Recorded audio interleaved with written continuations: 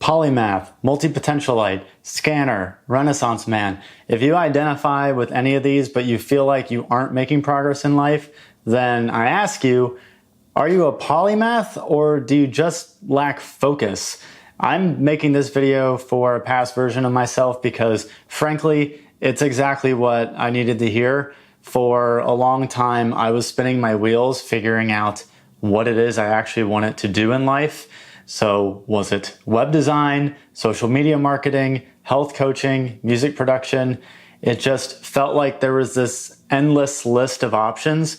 And frankly, I had an interest in all of them. And while it feels nice to be able to pursue every interest I have, there are some serious flaws with the polymath approach. So in this video, I'm going to be going over what those flaws are. And more importantly, later on in the video, I'll cover the new framework to be a polymath, which I'm calling the serial polymath. So this will allow you to actually start making meaningful progress towards your goals. So the first flaw with the polymath approach is that there's a lack of focus with it. So Barbara Sher created several books around the topic of being a scanner. So a scanner is the same thing as a polymath, so someone who has many different interests.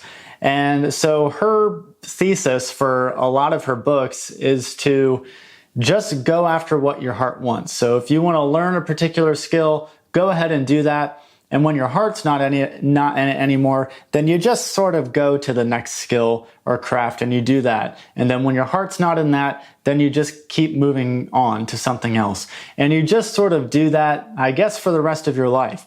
And the problem that I have with that is you end up with a lot of mediocre talent in a lot of different skills, but you never actually end up good at anything.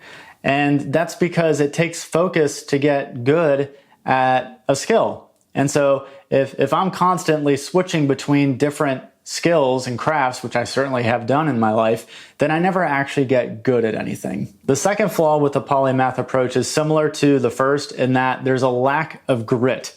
And so grit is arguably one of the most important components to having success in any endeavor. Angela Duckworth wrote a book called Grit, and she describes grit as a combination of perseverance and passion, where passion is your ability to overcome obstacles and to work hard, where passion is your ability to stick with a goal for a long period of time.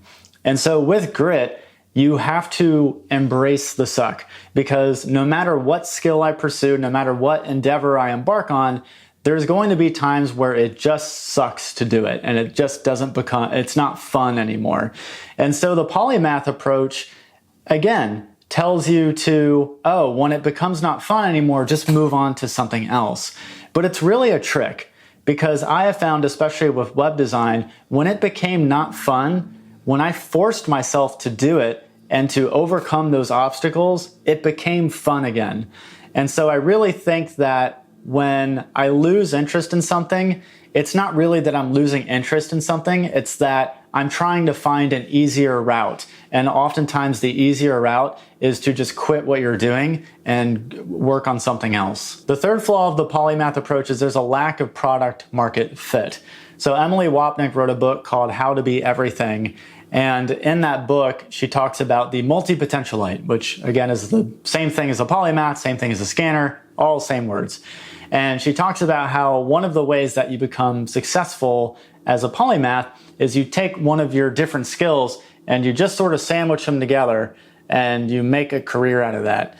And that doesn't always work because what you decide to combine may sound cool to you, but it may not be anything that the market wants from you. So I have a really prime example of this. So I decided, because I'm a physical therapist, and so I decided, since I had a passion for health and a passion for music, I was going to create this physical therapy company that helps DJs improve their posture and get out of pain. And if that sounds crazy, that's because it is crazy, because there's no market for that. And so I spent months and months trying to work to make that happen. and nothing came from it. It was a waste of time. And so just be wary that anyone that says that you can just merge two skills together and cultivate your multiple interests into one kind of unique mishmash, that doesn't always work. It has to actually serve the need of the market, and if it doesn't, then you're not really helping anyone. So is polymath a waste of time? Am I suggesting going brute force specialization? Not quite. I think the polymath approach can be useful, but I think it needs to be overhauled. And that's why I'm creating version 2.0, which I'm calling the serial polymath. So this is a framework where you can still make meaningful progress towards your goals and still integrate the multiple interests and skills that you want to explore.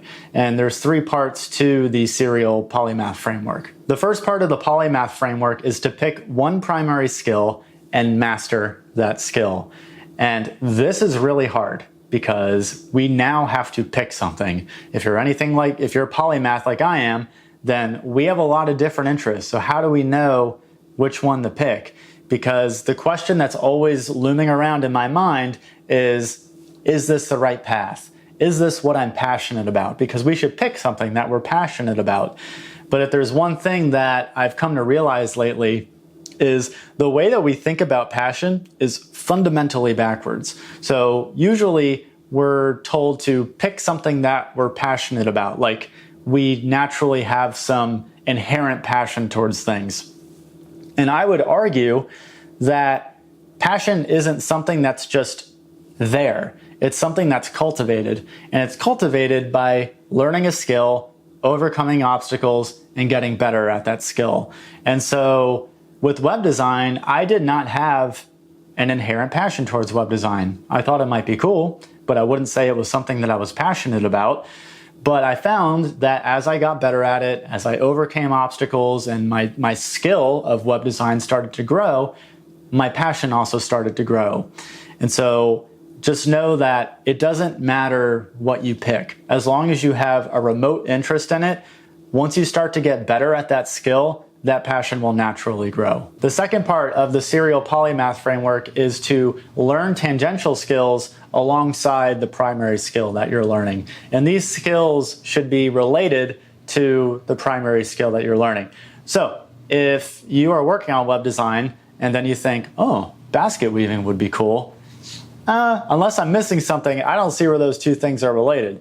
But for me, my secondary skill is YouTube. And so I've been documenting my journey with web design, and that is very tangential to and related to web design because for a couple of reasons. So the first, by continuously sharing my work on YouTube, people might see my work and they may want to hire me to make a website for them. And then the other is that as I continuously get better with web design, then people who are just starting their journey may reach out to me, and I can either just help them, or I can offer coaching or courses or whatever the case may be.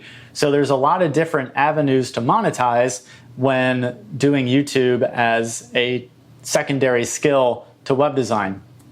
And so I dedicate probably 70% of my time towards getting better at web design and about 30% of my time towards getting better with YouTube. So creating better titles, creating better thumbnails, and just overall creating better video ideas. And so this is sort of where the polymath comes into play. So you're still focusing on one primary skill, but you can pick a secondary skill that you work on a little bit alongside the primary one. The third and final piece of the serial polymath framework is that once you master and get success with whatever primary skill you decided to learn, you can then move on to something else, and it can be entirely different. And if you look at what a lot of successful, popular people have done in our lifetime, this is the exact process that they've gone through. So if you look at Arnold Schwarzenegger, he started off in bodybuilding, became world class, and then he pivoted to do acting. All right, something totally different. If you look at Shaquille O'Neal, started off in basketball, became world class, then he became a DJ, something totally different. Elon Musk, he started off in PayPal, helped to launch that and make it really successful. And then he went on to Tesla to make electric cars, something totally different. And so I think the important thing to learn from this is whatever primary skill you decide to learn, it's not a life sentence. You're just doing it for now. You're deciding to master it just for the time being. And then once you get success with it, whatever that definition is for you, then you can move on to a totally different skill, and you can just repeat this framework as many times as you want. So to me, I think the serial polymath approach is a great way to blend the positives of grit and the positives of being a polymath. So pick a skill, master it, learn tangential skills along the way, and then once you get success with that primary skill, you can rinse and repeat with another skill. And so that's the path that I'm currently on with web design and YouTube. And frankly, for the first time in a long time, it feels like I'm actually making meaningful progress in life. So subscribe if you found this to be helpful, and I will see you in the next video. Take care.